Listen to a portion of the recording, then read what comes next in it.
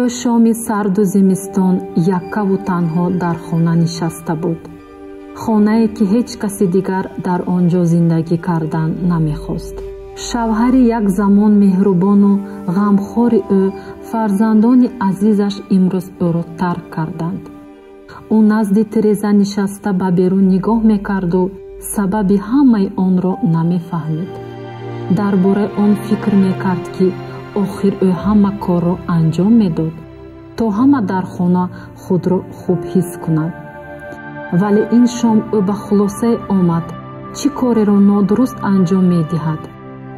ӯ ба хотир овард ки вақтҳои охир муҳити оилавии онҳо бештару бештар тезу тун мешуд. ҳар рӯз аз боиси нофаҳмоиҳои хурд ҷангу хархаша барпо мегашт.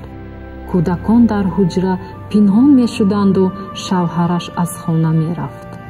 вай фаҳмид ки наздиконаш аз ӯ дурӣ меҷӯянду ба хона баргаштан намехоҳанд. салом тамошобинони гиромӣ, шуморо дар барномаи ту барои ман азизи хайрамақдам мегӯем.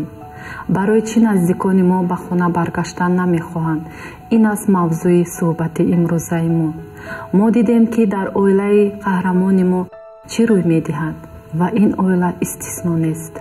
бисёр оилаҳо чунин ҳолатҳоро аз сар мегузаронанд. биёед ба суол якҷоя посух меҷӯем.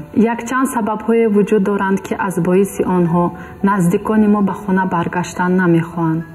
мо баъзеи онҳоро номбар мекунему шумо метавонед дар шаҳру эъзои худ сабабҳои дигарро баён намоед.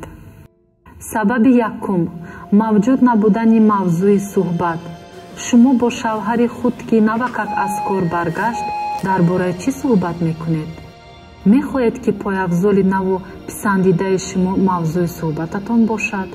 дар бораи кадом ҳамсоя, кадом пойафзол суҳбат мекунед вақте ки шавҳаратон тамоми рӯз ба кор банд буда хаставу бемадор ба хона баргаштаасту на ба ахбори иловагӣ балки ба истироҳат эҳтиёҷ дорад? мавзӯи суҳбати шумо барои ӯ шавқовар нест. сабаби дуюм, доду фарёд. доду фарёд аслан зоҳиршавии хашму ғазаб аст. вақте ки падару модар ё касони ба дил наздики мо хашмгин мешаванд, кӯдак инро хеле вазнин аз сар мегузаронад. агар кӯдакон дар муҳиту доди фарёдҳои доимӣ, ҷангу ҷанҷолҳо ва хашмгиншавии волидайн ба воя бирасанд, рушди шахсияти онҳо осеб мебинад. кӯдакон мардумгурез, пуристироб, ба худ нобовар мешаванд. рушди равонии кӯдак халалдор мегардад. муносибатҳои волидайну кӯдак зарар мебинанд. кӯдакон аз тарси барангехтани аксуламали манфии волидайн ба онҳо эътимод кардану гуфтани мушкилиҳои худро қатъ мекунанд. ҳамин тавр волидайн аз одамони наздик ба бегона табдил меёбанд. наврасон дастгирии волидайнро ҳис накарда аз онҳо дур мешаванд. баъзе наврасон дар ҳуҷраи худ маҳкам шуда ғарқи олами худ мегарданд. дигарон кӯшиш мекунанд бештари вақти худро дар кӯча гузаронанд. мардон баъди рӯзи вазнини корӣ ба хона баргашта оромию осудагӣ ва таваҷҷӯҳро хоҳон мешаванд. ба ҷои ин муҳити носолим ва ҷангу ҷанҷолро мебинанд. вақте ки ин боз ва боз такрор меёбад, мард сабабҳои зиёдро ҷӯё мешавад то ба хона барнагардад. сабаби сеюм, танқиди доимӣ ва муқоисакунӣ бо дигарон. танқиди доимии ҳамсари худ, ҳатто бигзор камбудиҳои хурд бошад ҳам, на муҳаббати зан, балки норозигии ӯро нишон медиҳад. барои мард инчунин он чиз низ дардовар аст, ки зан ӯро бо дигарон муқоиса мекунад. аксар вақт волидайн танқиди кӯдакро аз рӯҳбаландсозӣ ва дастгирии ӯ фарқ карда наметавонанд. дар асл ин танқиди вайронсозанда аст. ин чист? ин он чизест ки кӯдакро рӯҳафтода месозад. ӯро маҷбур мекунад худро нокомил, бемасъулият ҳис кунад ва албатта ба худбаҳодиҳии кӯдак зарбаи сахт мезанад. ҳар қадаре ки хатоҳо камбудиҳои кӯдакро сахттар қайд кунем, рафтори ӯ ҳамон қадар бад ва худи ӯ аз мо ҳамон қадар дуртар мегардад. мо метавонем ҳама чизро тағйир диҳем ё ба ҳолати қаҳрамони мо роҳ надиҳем.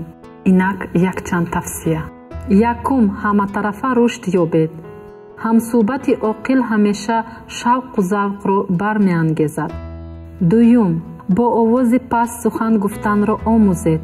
ҳама он чизеро ки шуморо безобита месозад, бо овози паст ва дар вақти муносиб гуфтан мумкин аст.